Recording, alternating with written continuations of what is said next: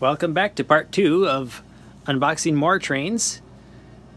Last time we looked at a box of pre-war American Flyer, some tin plate marks, some Lionel odds and ends, and this week is a huge box of HO stuff. So let's dig in, shall we? Here we go. Okay, we start here with a Santa Fe caboose. This is by Lifelike.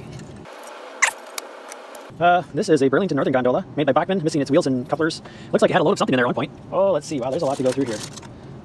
Okay, this is interesting. This is Lindy Union Carbide industrial gases. So I guess that'd be like welding supply gases, maybe oxygen, bottled stuff like that. Missing one door, but this side has it. Ah, this is another Lifelike, and it looks like it's got its wheels and axles. Oh, this is familiar. This is a Milwaukee Road boxcar with its McHenry style couplers. Looks like it's all complete, actually. Looks pretty good to me. Here we have, this is a very, very plain looking caboose. Shiny plastic. Looks like it's got a, what could be a end of train device on the back of the caboose. This one says made by Bachmann. Very, very, very plain looking caboose. Like polished plastic with rivet detail. I don't know if they ever made cabooses with plastic and rivets, but there we have one. Don't know what this stands for necessarily, unless it's made in Hong Kong. No manufacturing marks on it. And this one is identical, but it has a brand of beverage on it. A yellow, very yellow. Interesting. Unknown boxcars there. Here we have what appears to be a Athearn. I think this is also the style that Mantua used way back. GM&O, Gulfmobile and Ohio. I'm just looking at this. Let me hold it close so you can read it. Does that just say the Rebel route? I'm not really sure. It's kind of unusual. I've never heard of anything like that. Looks like someone tried putting Katie's on this, but they are falling off with foam glue. Maybe they tried Gorilla Glue or something. Nice, very nice steel wheels on these, though. That's an upgrade. Let's see. Here we have Swift. This is a Swift stock car, and it's made by Lifelike. It's missing wheels and axles. And this one, the Katie MKT. Interesting. I like the color on this one. It's got brown, yellow, and black. Very colorful. Made by Lifelike. This one is complete with its wheels and axles. Let's see. What is this? Ralston, maybe. Purina Company. Ah, cereal. And this is a Tyco. Yes. Yes, there it is. Very nice. I have one of these, but it's very weathered, naturally weathered, I'll say. This is another Lifelike car, Black & Decker. Someone tried adding Katie's onto this and ripped off the original couplers, and it's missing a truck. Not sure that the Katie's are going to stay on this one. The Katie couplers, that's the style on the ends of these. Oh, here's an interesting one. Let's see. Oh, wow. So this is Chesapeake in Ohio. This one appears to be what was part of a kit once. It's got some natural weathering going on the inside there, and it's got a zinc cast frame and metal wheels and axles and knuckle couplers. So a plastic body. So this was a kit at one point, I believe. This would have had little doors that actually stuck on here and allows material to drain out. But the doors would actually operate on some of these kits. Very interesting. I'm surprised this hasn't been painted black. Let's see. Plastic. Here we go. Oh, this one is another tank car. And I see it says Bachmann. Quaker State. So this must be oil in this car. Very nice. Little triple dome tanker there. Put that in the Bachmann selection. Oh, now this one is interesting. This is the United States Coast Guard. The weight's rolling around inside. And the couplers are way out of whack on this guy. Like somebody tried using, but I'm not sure if these are Katie's. Anyway, this one is made by Concor. Very nice. We have a Santa Fe flat car. Let's see. Made in Slavia. Oh, Yugoslavia. I missed the word. Yugoslavia. And looky here. So this is a Santa Fe piggyback car. That's actually pretty neat. I like that. Oh, you can't see it. So this is a Santa Fe piggyback car to match its flat car, and made in Yugoslavia, in case I missed that earlier. Well, let's see. We have a Burlington Northern. This is a Tyco box car made in the USA, and somebody tried putting Katie's on it. Unfortunately, missing both of its axles and wheels. It's got half of a Katie left. Here's a CP rail box car. And this one is also, yes, made by Tyco. This one is also complete with its original wheels and axles and couplers. Here we have a yellow box car, chassis system. I've actually never had one of these before. It is another Bachmann. That over there. Here is a Burlington route boxcar. This is actually an animated car. You would load small ice cubes or packages in the roof. Well, this is an ice hatch, so this is a refrigerated car. And then, let's see, the little people inside, if you can see them. When you activate it on this side, you drive the car onto a special activation track, and it would pop the little mechanism, and the guy would throw out the packages on the other side. This car is melted somehow. I don't know, is this side okay? Yeah, this side's got some glue residue or something on it. Don't know what the deal is with that. But anyway, the Burlington animated box car by Tyco. Somebody tried botching in some Tyco, or some Kadee couplers. Are these Kadees or are these plastic? These feel like plastic couplers. Don't even feel like Kadee. And yeah, kind of ruined these trucks.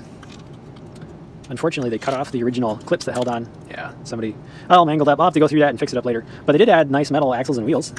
So this one should roll really nice. But it's got a lot of natural weathering on it too. Let's see, another gondola. This one appears to be, I can't actually see any manufacturer on this one. It appears to be completely unmarked. Not sure on that one. This one's got a little bit of weathering or something going on here. Well, a lot of natural weathering on the roof. This one's got a lot of dust and dirt on it. So it looks like some green overspray actually from this side. And this side is cleaner. Rio Grande Rocco in Austria. So what's unusual about this is that somebody put K-horn style couplers into Kadee boxes and then glued that underneath this car. So I don't know if the original, if it had like European style hook and loop couplers or something crazy like that. Who knows? Another gondola, and again completely unmarked, whoever manufactured that one. Let's see, there's one more heavily weathered. This is an unmarked observation car, all plastic, so maybe it was an Athearn, or I don't know who made this, but no brand names whatsoever. Maybe Concours, doesn't look like that necessarily. And then in the bottom of our box here is a whole bunch of Bachmann Easy Track and several packs of this Lifelike track. That's brand new in the box. Pretty neat. And there's also some Lifelike switches underneath there. All right, I'm going to move this and we're going to look at the next box here. This box is full of locomotives, and as usual, that makes it the star of the show, which is why I saved it for last. Let's see, where should we start? Let's start with this one here. This is a Lifelike Santa Fe locomotive. It's actually kind of relatively new looking, although the Santa Fe logo on the front is worn off. But it has two headlights, it's got both its horns, it has windshield, it has both its couplers. Oh, it looks like this might be a date stamp on the bottom here. 010, so 10 of 94. 1994, that'd be my guess when it was made. So this is four-wheel pickup, picks up in the back, and powers from the front. The front truck has plastic wheels, but all four have traction tires on it. Pretty unusual. Usually they just do one or two traction tires. Okay, the rest of this is going to be interesting. Let's take a look at this one. Here's a Bachmann tank locomotive, or a 060 steam engine. Pretty dirty, but I wonder how much runtime this has had on it. Here's the tender for it. So this is a Bachmann Smoky Mountain Express. I'll test this one out later, see if it runs. This is something I'm not sure what I'm going to do with. Here we have, this is something you'd set up for a Christmas display, probably static display. This is by Limax. So we have an engine, a tender. Actually, that's got a lot of weight to it. I think this is motorized. There's a good motor in there, and some. It's missing the drive mechanism on this side, but yeah. And then a passenger coach on this side, missing a couple odds and ends and details. This one's got a little hole in the top. I wonder if this is supposed to light up or play some tunes or something. I'm not really sure. Maybe I'll test that out sometime down the road. Oh, this one is coming apart. This is a heavily weathered, as in natural elements weathering, Sioux line, or what's left of it, GP style locomotive. It's missing the radiator cap on the top, missing one truck side frame, and the cap, or the top, comes right off. Although it looks like it's all complete on the inside, DC powered. If I put this together, it might actually come to life and run. Athearns are very well known for being reliable. This will take a little bit to put together, but we'll do that at some point. Let's see. This large engine back here is heavily weathered. Again, it's natural garage or barn storage weathering here. Lots of brown dust. This is also an Athearn. I'm not exactly sure the type of locomotive this is, other than it's got the 6-axle trucks. And we'll take this to the layout and test it out as well. Now here we have something interesting. This is a... okay, this locomotive says it is made by Mehano RSO, made in Slovenia. It's a 462 Pacific. The smokestack is broken off, and it has been upgraded to a Kadee coupler on the rear. And there's all kinds of extra wiring inside this. I'm not sure if I'll be able to make this thing work, but I suspect this has been upgraded to sound and DCC. Now that would be a first for me because none of my trains are DCC. So I'm not sure if that DCC will come to life on DC power or not. One more locomotive to look at here. I'll have to be very careful with this one. This is kind of fragile. This is a reading lines 3416. You can see that it is in sort of rough condition. The fine detailed plastic handrails are, wow, I had to be very careful with these. They're just so delicate. Normally you're used to grabbing an engine by the fuel tank like this, but that will mangle these fine little detail parts. Looks like this has been stored outside in the weather, or in a barn or garage or something. Cab is coming off on this side. You can see somebody tried gluing parts and pieces back on. The handrail's broken off on this side. Oh, and you can see here, if you can kind of see that the back of the shell, or the frame, is plastic and it's warped. So that is a problem. This may not actually move down the track. So you can see the rear platform and end of the locomotive is actually lower than the wheels itself. So hopefully, if it sits on the track, it might pick it up a little bit too high. This engine features some fine detail on the grills. Very fine mesh details, and then see-through fans. I don't know if these will spin on their own. They're not powered probably, but let's see if this one comes off. Oh, and we have a circuit board inside. Sound tracks. So this locomotive is wired up with DCC and sound. So I will try testing this out. I'll be very careful, of course, with this because it's so delicate and it's already in pretty rough shape.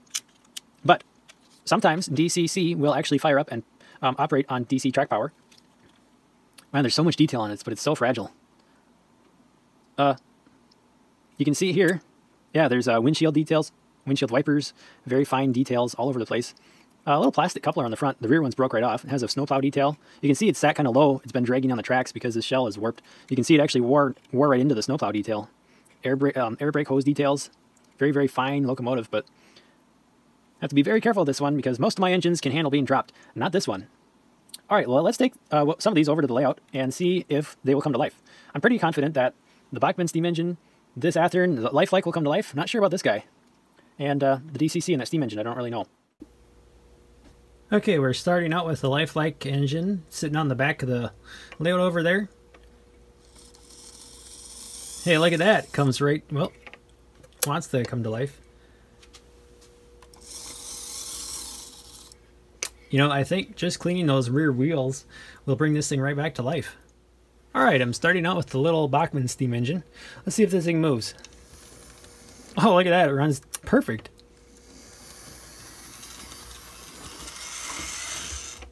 Yeah, I remember I used to have one of these, but it was a little black Pennsylvania steam engine.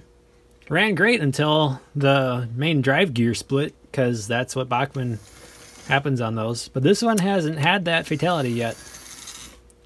Okay, let's try this blue Athearn here. It's a blue Athearn from a BlueBox. Oop, don't have it all the way on the track. Let's see.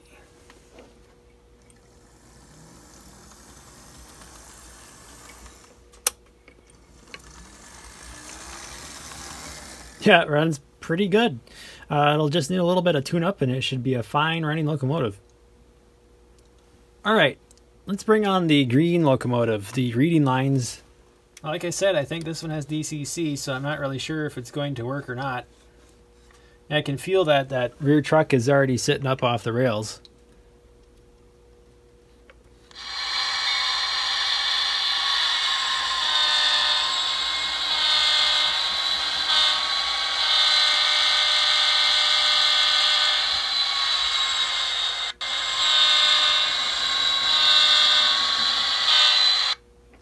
Okay, so it takes a lot of voltage to start the DCC going, but it does run on DC power. That's pretty amazing.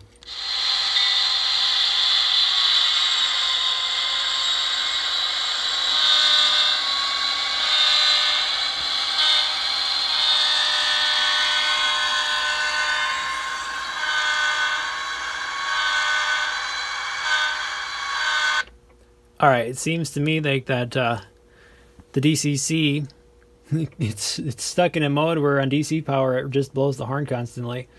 The sound seems to come right to life on it. It's not too bad. Not sure how I'm going to get that one to work though very well. It's going to take a lot of work to get all those details put back in place.